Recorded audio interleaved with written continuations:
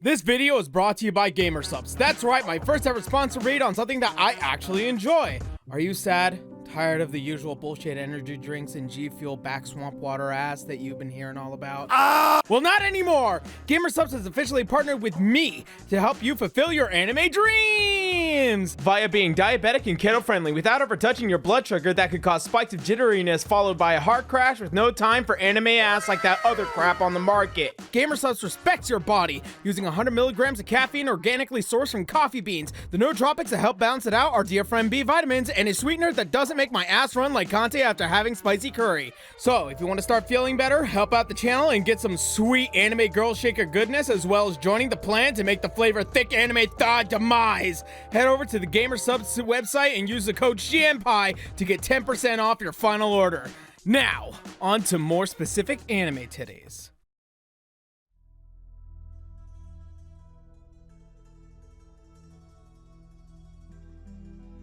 In 2015, I was in college. There was a lot of decent anime coming out, stories that tried to actually remain as committed to the source material as possible. There was a new Five Nights at Freddy's coming out every few months. JonTron was making his Hercules videos. I was working on Fate Zero, Macaca City Actors Abridged, and A Virtuous Vampire.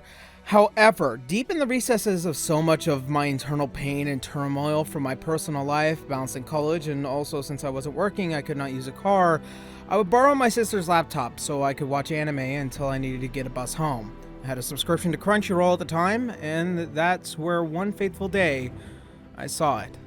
Is It Wrong to Try and Pick Up Girls in a Dungeon? Originally a light novel created by Fujino Omori telling the odd story of a young man who is looking for a life of adventure and the love of his life. And like many stories before it, it seemed shallow at first. It was nothing new. It was somewhat of a harem anime, and it was not leading the charge of the new seasonal anime that, like many around it, overshadowed and was made comparison of. But not a single AniTuber, and I really mean this, did not actually try and dig deep because at surface level was only seen for one thing. It was not for the best of reasons, but was memed literally everywhere, and was also somewhat beloved by cosplayers. When I think about the focus of what started this rocky relationship with fans, only one thing came to mind, because when I think about it, mainly referred to the deutologist Hestia as the useless goddess. While I at the time was of course drawn to the comedy aspect of the series, many were interested in the interpretation of the Greek goddess of the hearth and home. But none were exactly pleased by her characteristics, often being a punchline for having some anime titties back in the day, and also literally being 4'7", you can imagine Tumblr in its heyday was more than happy to tear itself apart over it. However, I'm not here for the heyday. In fact, my entire goal here is to psychologically analyze and detail through the past 3 seasons of Danmachi and the evolution of a useless goddess, Hestia.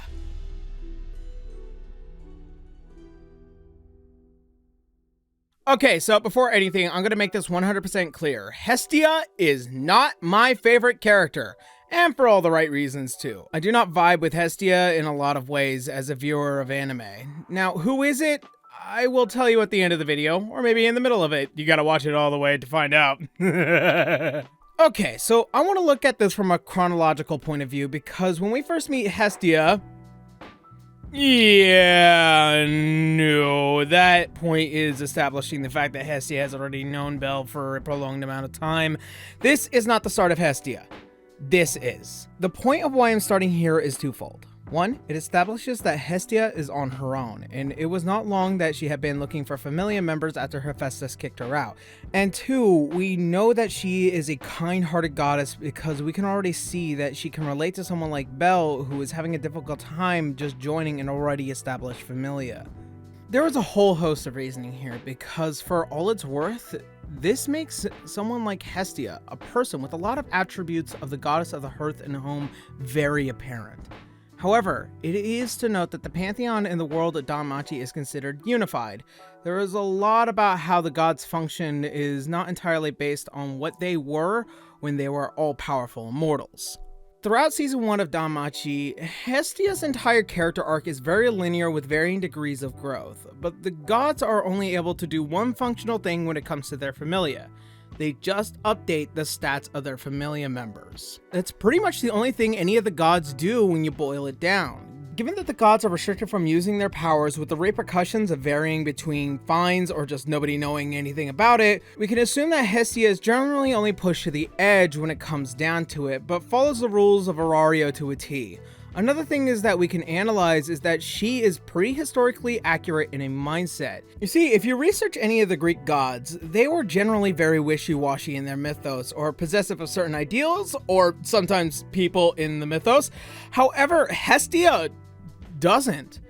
As far as what Hestia in the mythos is known for is just asking for animal sacrifices to the public hearth to keep it burning. And when you look at it that way, it's not so bad compared to the rest of the Greek gods. Mythos aside, Hestia is generally considered pretty benevolent in a lot of aspects, and that shows throughout the series. In season 1, she opted to act very maturely in many aspects, but very anime-esque in others when Belle is involved. From what I can see when I think of Hestia as a character, is far more down to earth compared to many of the other gods in the story when it comes to the reality of the situation at hand. She cares deeply for Belle because of their shared bond of finding one another, making a home, starting a new life, and burning the fire of the hearth that they are slowly building. In season 1, she reacts protectively because she only has Belle and desires a life of glory with him. From her perspective, Belle's rise to the upper echelons within the city. The first time I can fully say she is willing to go above and beyond is when she goes to the lower floors as a rescue party. However, if I may, I want to note that Hestia is an excellent tactician, as much as a driving force to get Belle to go beyond his immediate potential. In that sense, she knows how to plan, what to do, where to move, how to assure victory. Because the major aspect of going to Belle is knowing that she can update his status to assure that they can get back to the surface with him at his maximum ability. Whether it is stated or not doesn't matter, because Hestia is pretty crafty when it comes down to the nature of executing a well-defined plan. The best part of this is that we see it happen all throughout season 1.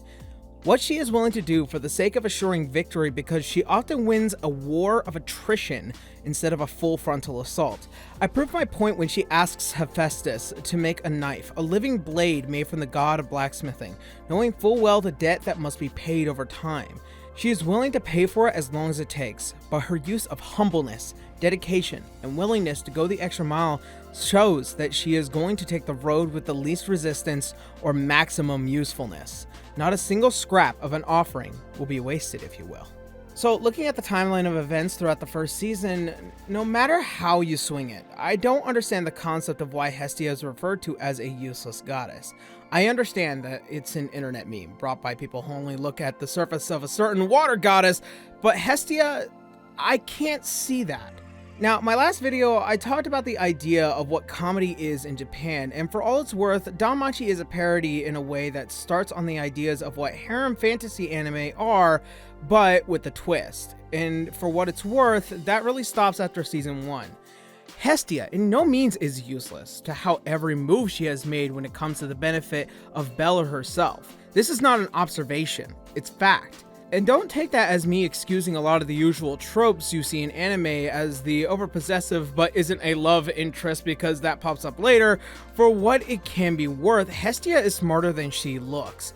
And if you know anything about Greek mythology, the gods often test the directions of blessings given because of how definable a hero that they can become by disguising themselves as meek or unthreatening.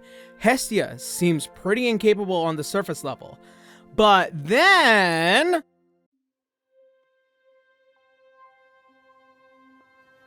Okay, I get it. I really do. Don't get me wrong here. Season 2 is not the best season of Danmachi, but for what it's worth, here are the light novels referencing season 1. Here are the novels for season 2. Now, you may think at first that's a lot, but how could they fuck? Oh, god damn it! Okay, so this is just as much Fujino's fault as much as it is the studio. You see, the problem is that JC staff, much like the entirety of the anime industry, kind of just jam-pack entire stories into 25-minute long episodes in 12 episodes, but there's just so much missing information, and the pacing between the Apollo arc and the Ishtar arc are so close to each other, it makes a lot of sense in the novelist point of view, but not in the animation production point of view. And I will say this, if you're super interested in finding out what what didn't end up in the anime, read the light novels or watch any news' videos of Danmachi's cut content. You will thank me. Production tangent aside, season 2, we get to see a lot more of what Hestia is capable of as a tactician and also her skills in diplomacy. Not that diplomacy. That's gross. In fact, you want to know why Hestia decided to be a virgin goddess in the actual mythos? Because her brother Poseidon and her nephew Apollo, yes, that Apollo, wanted her hand in marriage. And if there was ever a time for me to fuel my violent cannabis use in several servings of gamer subs, this be it, yo! Anyways, while she has grown to have very close friends in the story like Take Mikazuchi and Miyake, she uses all of her close contacts and diplomacy in order to plan the war game. This is very useful on many levels, gaining Makoto as a party member and also having a supply of healing potions that can very much change the circumstances of a war game. A skilled warrior and a way to replenish health mid-combat through close connections and planning out just goes to show how much that makes a difference, leading and allowing Bell to go on the offensive within the first hour to claim victory over Hyekanthos and Apollo respectively. Take that, you ugly son of a bitch! Either way, I do appreciate Hestia's role in this series because it really does detail the nature of what it is to actually care for the people she is now in charge of. The big portion of this end of the Familia War arc is that its detailed level of her expositions as a leading authority in her Familia. And it's hard for me to feel distracted from that. And it becomes the waypoint for Hestia herself as she is now opening her home to more people because of how much she cares for Bell's own desires.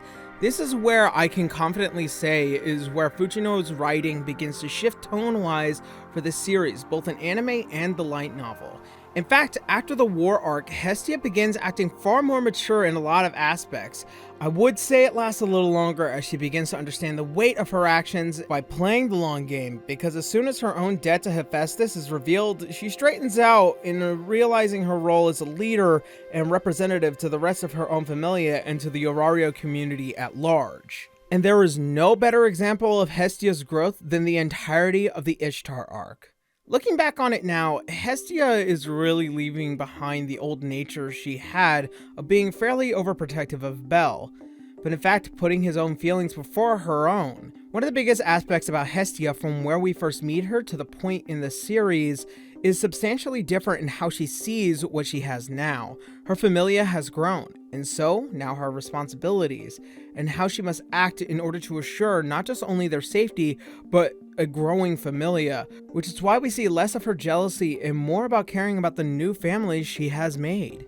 Even not getting overly upset with Bell going to the red light district and allowing Bell and Makoto's actions to help Haruhime out of the Ishtar familia, even though the dangers of the mission could cost them everything they just gained from the war game, even returning to an old ally due to their mutual interest to assuring that not just only that they could affect the community, but also the impact it could have on their relationship with Bell and many others around her.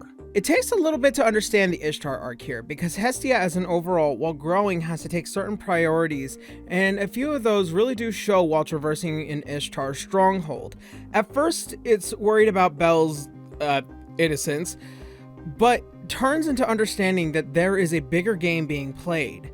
Taking note that there was a lack of guards and also the reveal of Freya's familia member Alan, knowing full well if she or any of the party pried, they would be crossing Freya's warpath. While she cannot ultimately deduce as to why Freya is assaulting, she knows better not to be following behind someone that could end up putting them into more danger. She knows that Freya is at odds with Ishtar. Staying out of the way and pressing forward on their current mission is the smarter objective. And I know I've said this before, but Hestia in a lot of ways, especially as the series goes on, details of her outlook begin to understand that she is not the center of Bell's world.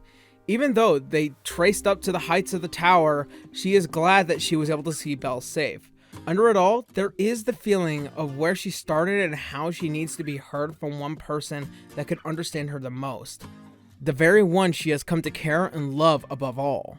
Now, with the involvement of Haruhime into the familia, being a former and terrible prostitute apparently, one of the major aspects of it comes up to Hestia, where it is the last real time we see her outbursts in a way that doesn't really pop up later in the series.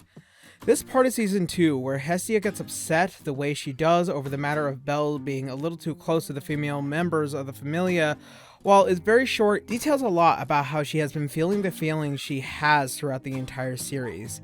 You see, a great deal of Bel's major aspects when it comes to perceiving gods and goddesses is his general platonic respect for them. However, one of those things is to why Hestia feels the way she feels is because of how often she portrays or even perceives love to begin with. Love comes in many forms, and usually when you think of Hestia and Bel's relationship is in tandem with the idea of Hestia's love is that of a romantic variety, while Bel's is more of a familial love, like a child that loves their mother. It's out of wanting to protect them and ensure that they are proud of us, or even just need someone that they can rely on.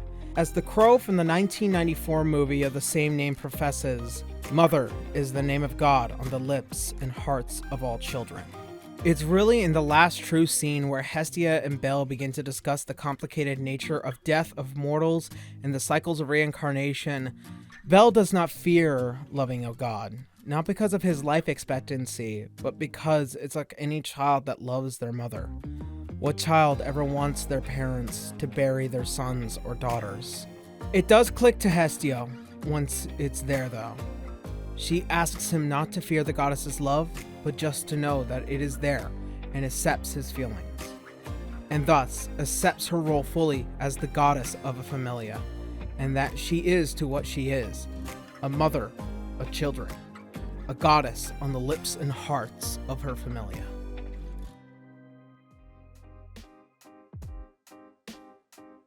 To truly summarize the entirety of Hestia's arc in Season 3 is pretty much all I have already said throughout this entire video. Her skills in diplomacy with Ouranos were some of my personal favorites because it is the invitation that she has always wanted but was never truly prepared for.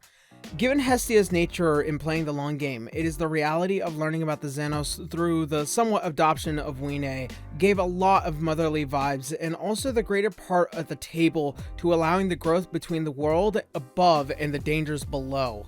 We're bridging the gap between the two for a relatively new race now rests on the shoulders of her and her familia.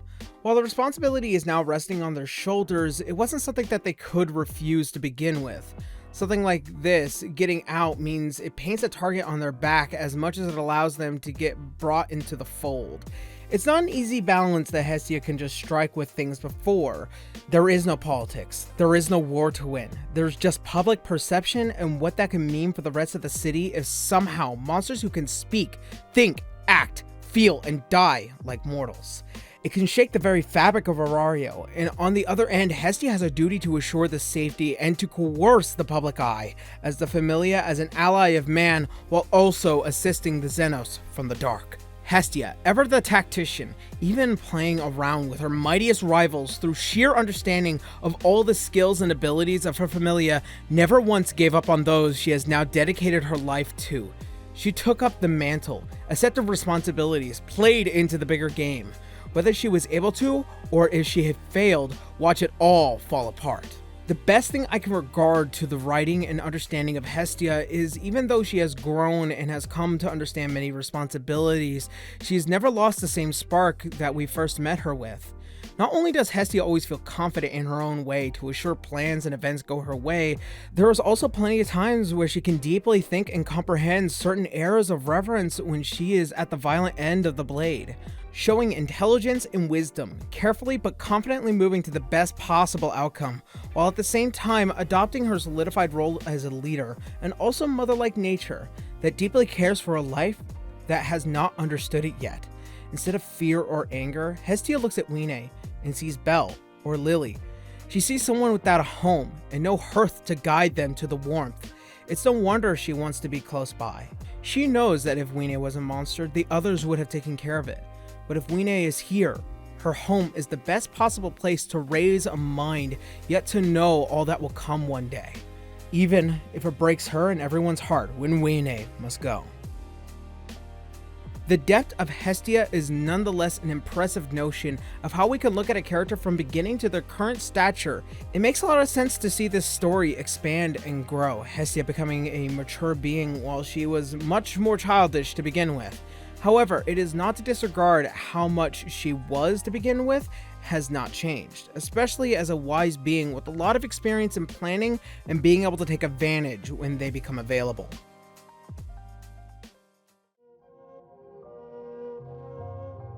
It's always rubbed me the wrong way when various content creators only see the boob ribbon for the actual character instead of the character herself.